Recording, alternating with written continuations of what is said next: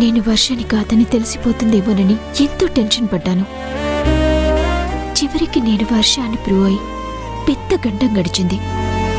ఇంక ఊళ్ళో కాని ఇంకెవరూ కాని నేను వర్షని కాదు అని నిలదీయటానికి లేదు, ప్రశ్నించటానికి లేదు, అభ్యంతరం వ్యక్తం చేయటానికి లేదు.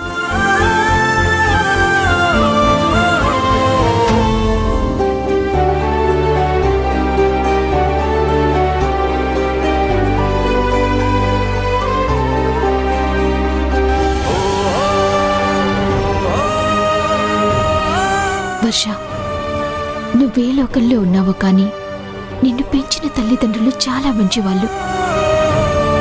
నువ్వు చనిపోయావని తెలిస్తే వాళ్ళు ఎలా రియాక్ట్ అవుతారు, నా ముందున్న సవాలుని పూర్తి చేయటానికి సపోర్ట్ చేస్తారో లేదోనని చాలా భయపడ్డాను. కానీ వాళ్ళు చేసిన సహాయం వల్లే నేను ఈరోజు వర్షిని అని నిరూపించుకోగలిగాను. నీ గొప్ప మనసు, నిన్ను పెంచిన వాళ్ల మంచితనంతో నీకిచ్చిన మాటని నిలబెట్టుకుని తీరుతాను వర్ష. ఇప్పటిదాకా ఈ విషయంలో నాకు ఏదో ఒక మూల సందేహం ఉన్నా ఇప్పుడు పూర్తిగా నమ్మకం వచ్చింది.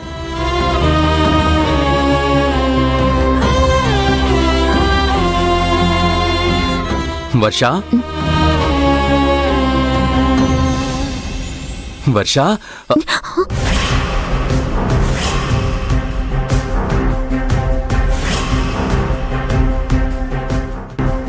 Sorry Varsha, I'm extremely sorry. పెళ్లికి ముందు ఇలాంటివన్నీ నీకు ఇష్టం ఉండదని తెలుసు, కానీ నాకిప్పుడున్న ఉత్సాహం వల్ల తొందరపడి నేను హగ్ చేసుకోవాలనుకున్నాను. ఏమనుకోకు వర్ష. వర్ష, 15 ఏళ్ళు నువ్వు నాకు దూరంగా ఉన్నప్పుడు నేను ఎంత బాధపడ్డానో ముక్కుటమ్మ, మాధవి గారు, శ్రావ్య వాళ్ళు నువ్వు వర్ష కాదు అని నీ వైపు వేలెత్తి చూపిస్తుంటే అంతకన్నా ఎక్కువ బాధపడ్డాను.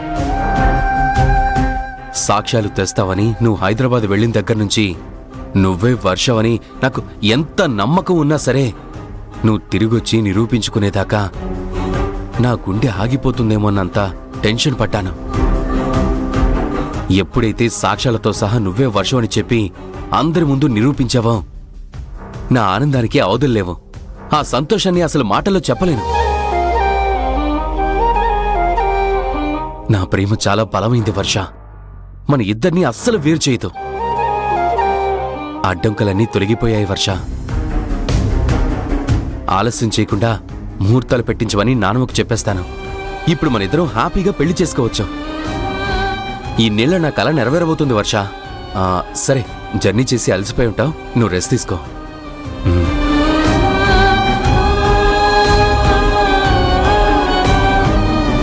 నీ ప్రేమ నిజమే కాని రామరాజు, నేను నీ వర్షనన్నది నిజం కాదు.